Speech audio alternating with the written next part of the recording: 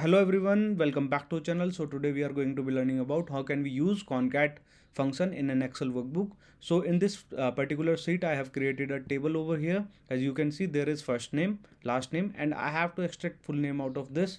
So what I have to do is, to get the full name, just type equal to CONCAT, concat, just press tab, select text 1 and then press comma, then 2, just press enter. So you can see now I have like the full name out of this. So as you can see, there is no space in between. To get the space in between the full name, just what I have to do is I'll just have to type uh, double quote and then give a space, then press comma and press enter. So as you can see, now my full name is in correct order, and if I drag till bottom, now I'm getting the required output.